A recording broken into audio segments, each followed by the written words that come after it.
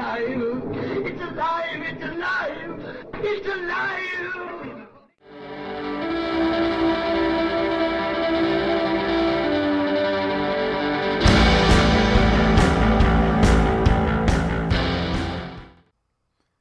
Hello and welcome to Alive After Reading. I'm your host, Tim Niederreiter, and with me today is a new guest to the podcast, K B Jensen. Welcome to the show. Thanks, Tim. It's nice to be here.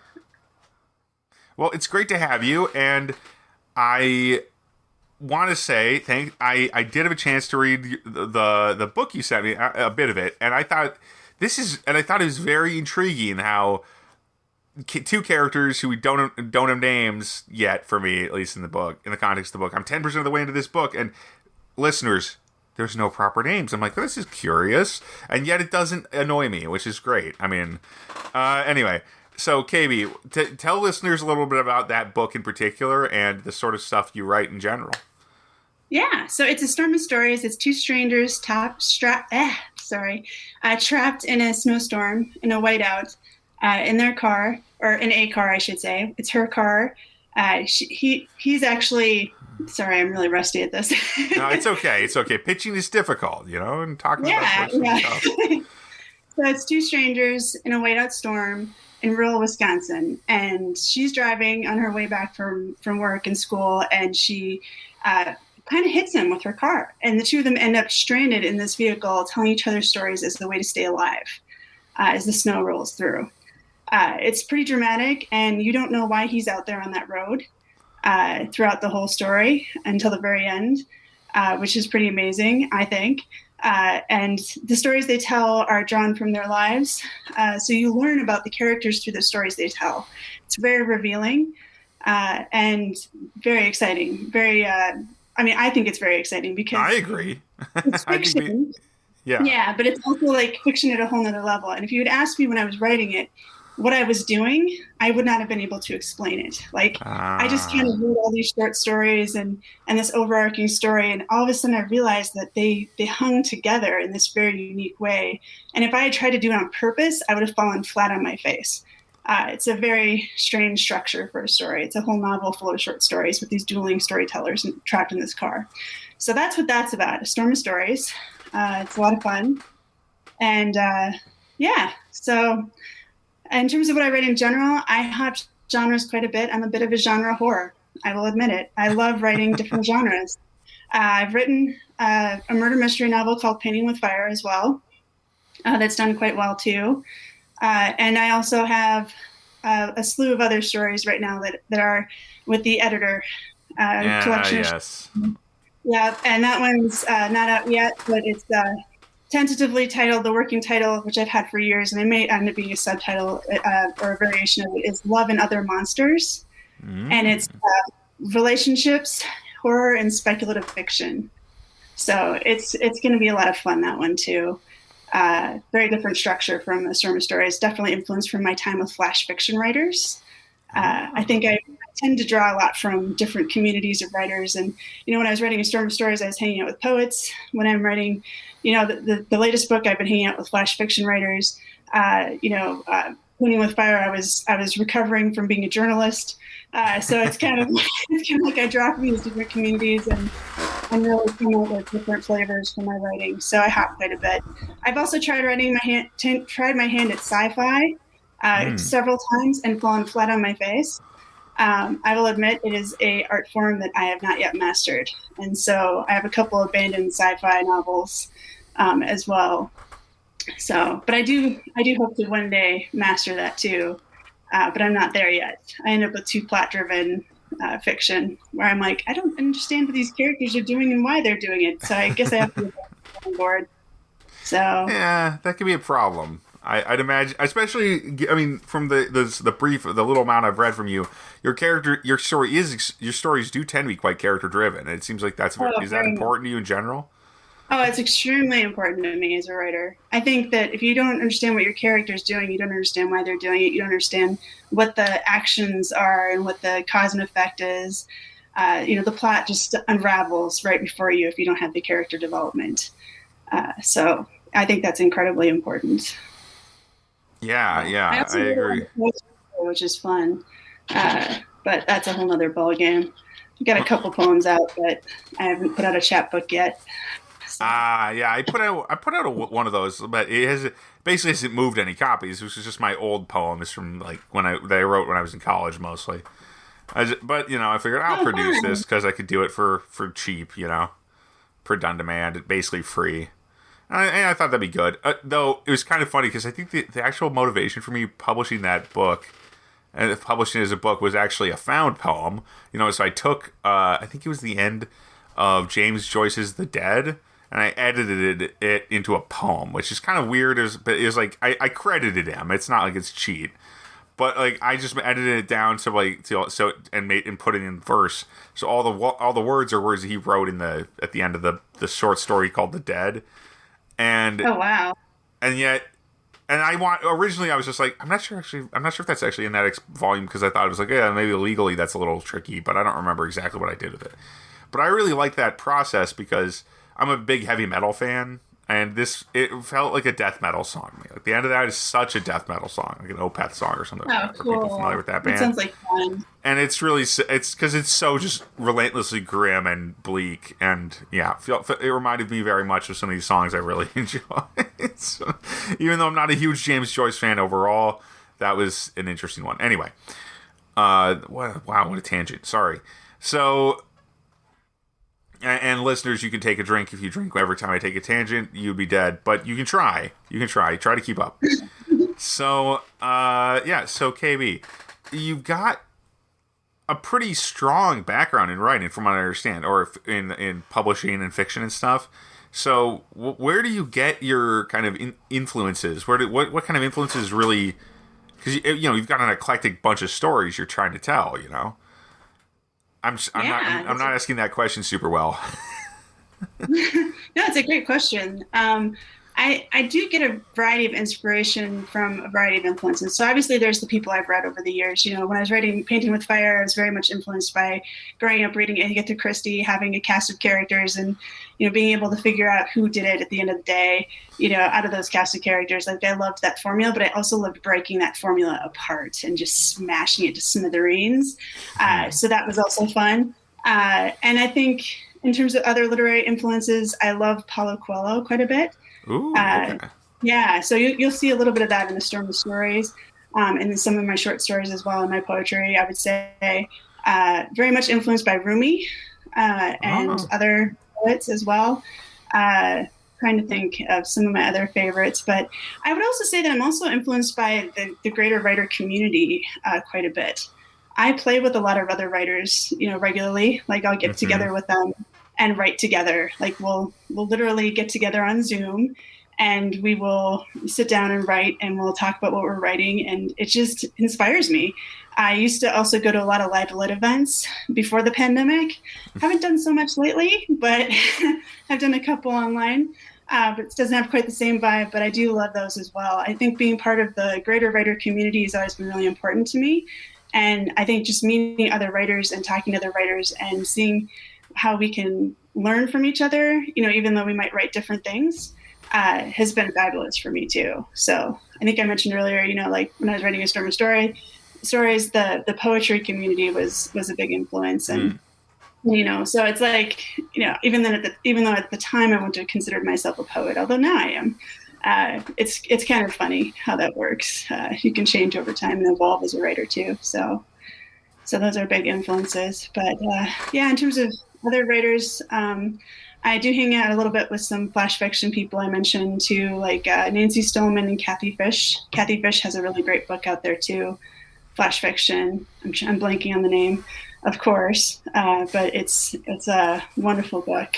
And Nancy Stillman also has some great books out there.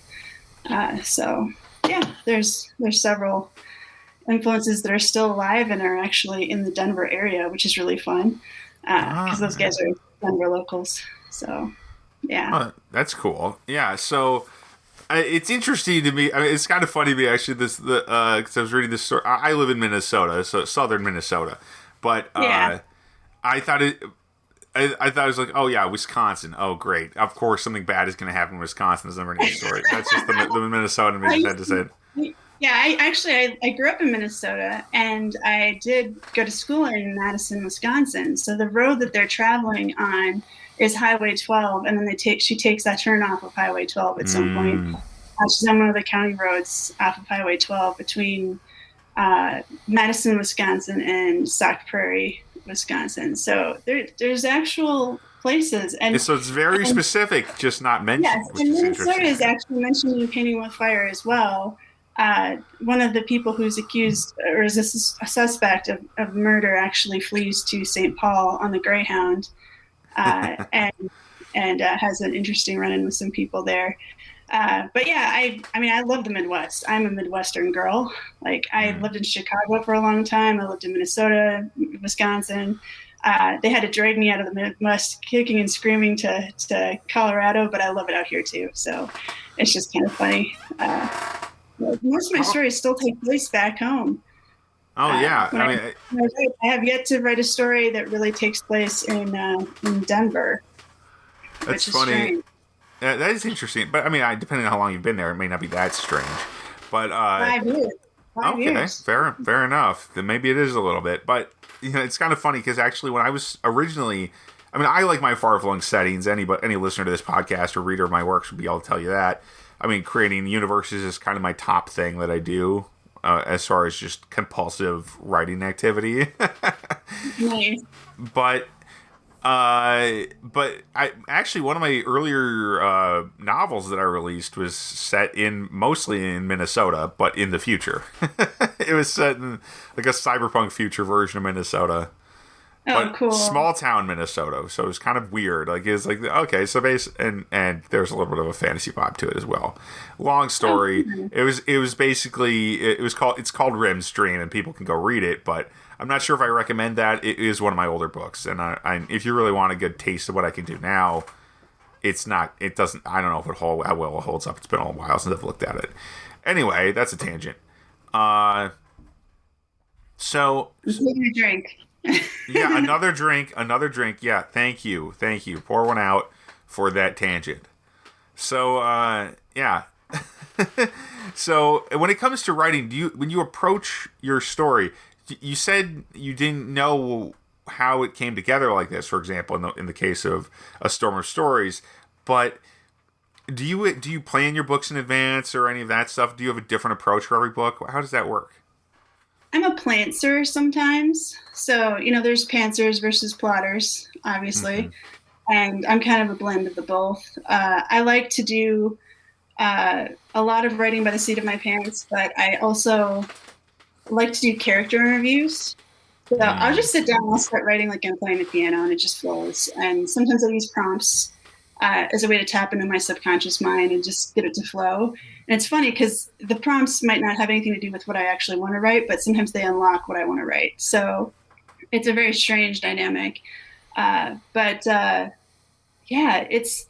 it's funny. And then I'll start writing, and I'll be like, I don't really know who this character is. And I'll sit down and I'll ask that character a bunch of questions. And sometimes they won't answer. Sometimes they'll lie. Sometimes they'll tell me the truth. But I have fun doing those little character interviews with my longer projects. And just kind of seeing where it goes from there. So, yeah. How long do those interviews tend to go for you? Is there a certain length you need for a character or a major character?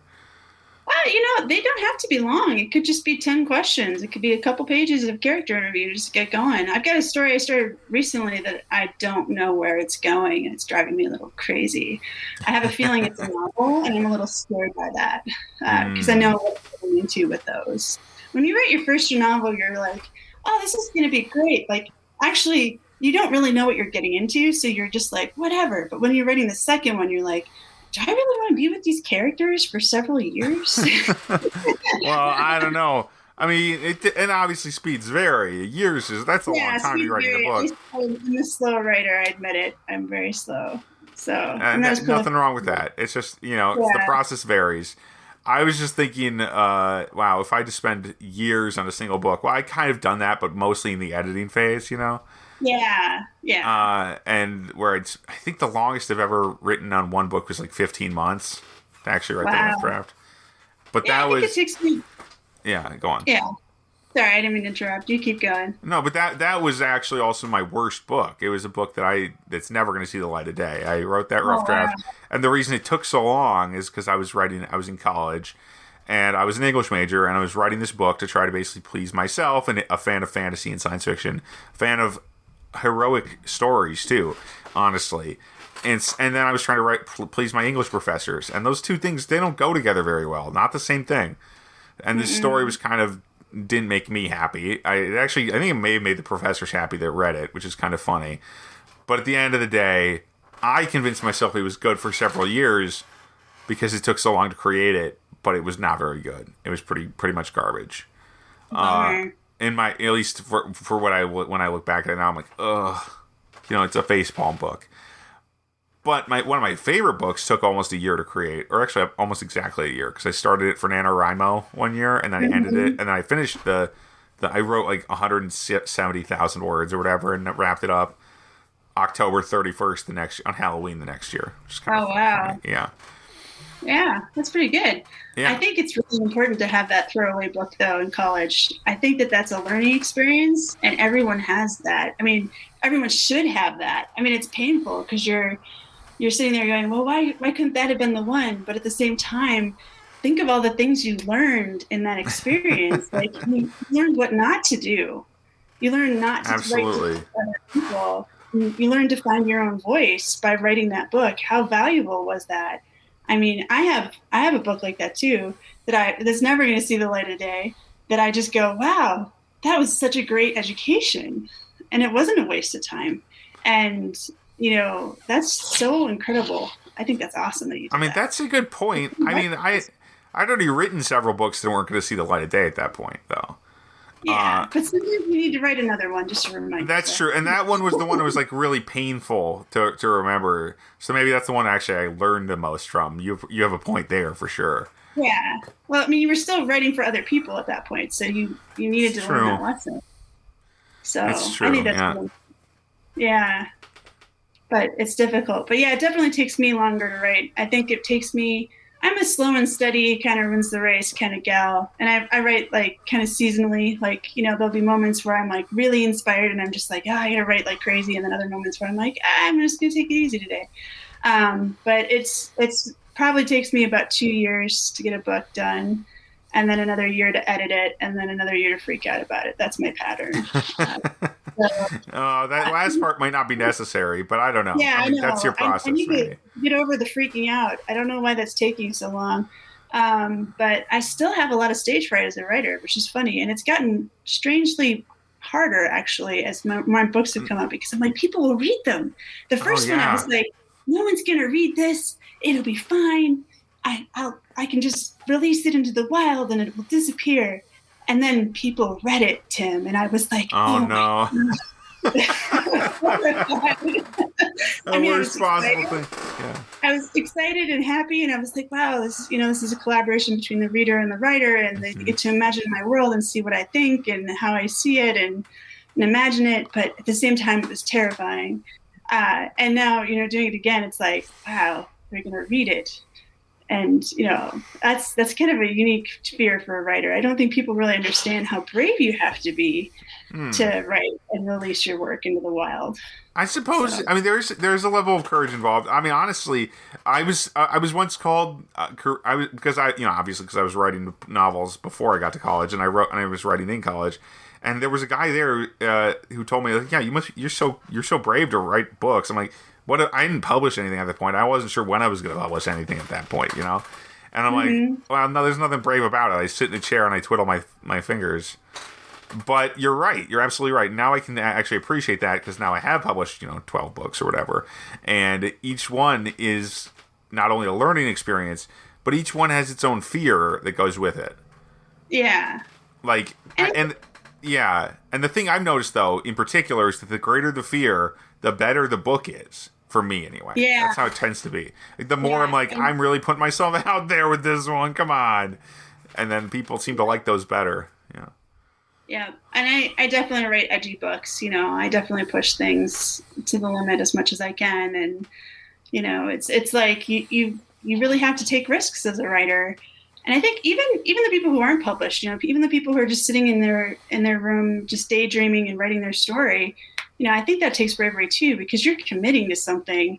You're spending a lot of time on something that people don't understand, and they're not, it's like everyone else just is watching TV, and we're sitting and creating all this stuff, which is pretty amazing. So I think it takes a lot of bravery just to write in the first place, but then to share it is a whole nother level. It's like, oh God. That's a really good point. I'm going to have to revise what I said before, because that actually makes so much sense. And I've experienced it too, obviously, the basic fear of just, what if I put this on the page? What happens when this becomes physical in some way, even if it's just electrons or whatever, and pixels on the screen.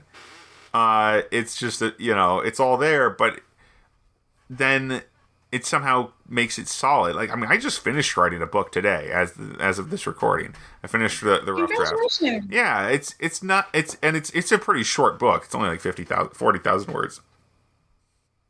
But so barely a novel by most standards, if a novel. Some people would say 40,000 or just over that is a novella, but whatever. It's on the edge, somewhere in that area. Yeah. But I experienced a little less fear with it, and this is kind of going to verge into the reading section a little bit, because the more I thought about it, I'm like, yeah, this book doesn't need to be long. It's actually kind of an extension, because it is the book 2 of a series. So it's like, the first book was a little longer. Maybe it should be longer. I'm like, oh, but there's just not enough story here. This discrete moment of story has to be this way. And for a little bit, I was like, yeah, would I feel worse if I padded it? Yes, I would. Let's just leave it as it is.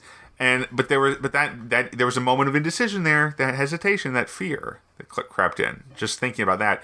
But even apart from that, like you were saying, creating stuff it's a risk you're taking. And I remember from the old Secrets podcast, the Michael Stackpole, he would say frequently that, or at least he said it at least twice, I think, that committing to something that doesn't necessarily make you view food isn't a survival trait. Basically, something like that. It's not evolutionarily speaking, your body doesn't know you're doing anything good or useful, because you're sitting in a chair, not doing work in the traditional sense, or in the old hunter-gatherer sense or whatever. So it's actually more difficult than I was giving it credit for. And not to just sit here tooting the writer horn or anything. Yeah, it's incredibly challenging. It's like my family will be like, let's go see a movie. And I'll be like, you guys go see a movie. I'll stay home and write. Yeah. That takes a lot to do. That's really hard, So, no, I want to see a movie, but I also want to write my story. Yeah. Yeah. So we are running a little bit. Well, we're not running low on time, but I do want to move into the reading segment, because I know you have some interesting thoughts on this in this area, right? Because, but I'll start. So you get to kind of lay down the basics of how this works, because I've been reading some books that are kind of foundational to the genre I write in, which is weird because I had never read them before. But they really influenced me because of the games and other things they influenced that I did get engaged with them when I was a kid.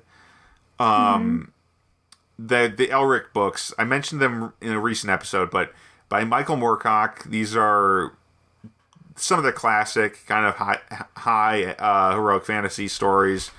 Very dark in some ways. I mean, you've got the main character has a sword that eats people's souls, and it twists in your hand and can kill people that you don't really want it to kill. So he's this very dark kind of character. But the stories are kind of Conan-esque in that there's a lot of violence and murder and stuff, but there's a lot more magic than in Conan. It's a lot stranger in some ways, and there's this kind of overall vibe of how. Of maybe almost a cosmic sense of what the setting is like that you never get necessarily with a slightly simpler hero, or I'd say simpler hero like Conan, who doesn't have a perspective on the wider universe of this fantasy setting. So pretty nuts, pretty crazy. I just finished The Sailor on the Seas of Fate, which is book 2 of the prequels, and I am reading the prequels first because chronologically, whatever. I'm just reading them in chronological order from the storytelling perspective. But there's 4 more of them, and I'm like, I am kind of pulled in. Even though the prose is kind of old school by today's standards, not my favorite thing, they are kind of the kind of stories I want to tell. Very exciting, but also, there's weirdness there that I adore. So anyway, that's my book for the week. But so KB, what sort of stuff have you got to recommend to people? Yeah, well, one of the things that is kind of fun about my day job is I actually work in publishing in addition to writing in the evening. So I was telling you earlier that I do work as a self-publishing consultant as well. Which that means I do read a lot of my clients' books. And so full disclosure, the one I'm going to plug is actually a client's book, but I do love it. And it's one of my favorites that I've read over the pandemic. And it's called The Wisdom of the Flock by Steve Matz. And it's historical fiction about Benjamin Franklin in Paris. And it's just amazingly awesome because it's like you're literally just strolling through Paris with Ben Franklin. And he is like super into women and kind of sexy for an old dude.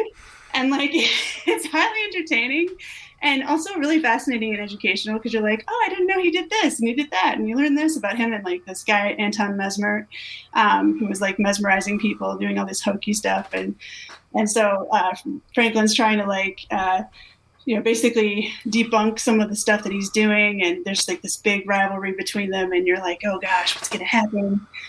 Is someone going to die? It's amazing.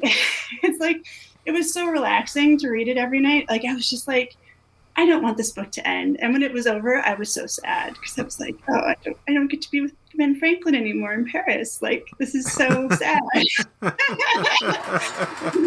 Oh, it happens. Yeah. So you wake up and you realize, it was all a dream or it was all a book. Yeah. It's like, oh, man, I wish it was longer, which is really funny because it's a really long book. It's actually 150,000 words. Holy crap. So yeah, that's a long one. Yeah. It's not a small book, but it's a lot of fun. And I have several other clients' books that I just absolutely adore as well, but his is probably one of the more recent ones I've read. So it's a really good one. So. Well, it does sound like a lot of fun. People should go check that out for sure. Could you say the title again, just in case people... Yeah, it's The Wisdom of the Flock by Steve Matz. So. All right, excellent. So, KB, thanks for being on the show. It's been a lot of fun. Yeah, it was awesome, Tim. Thanks for having me. So tell people where they can find your books and where they can find if you have a website or anything like that, where they should look for you online.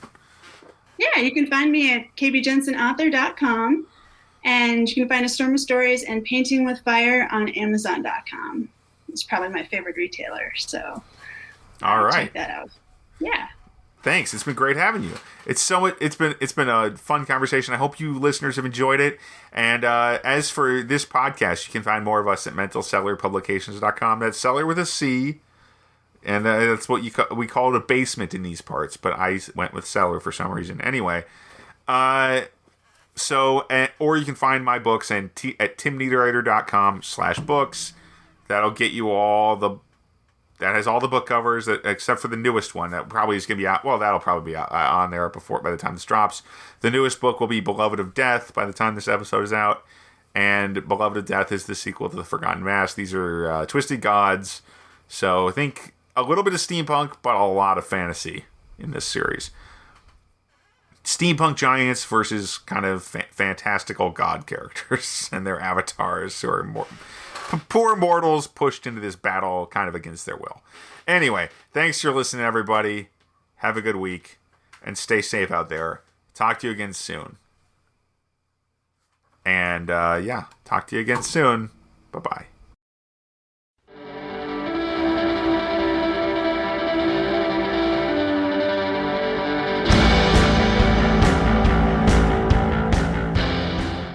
That tears it.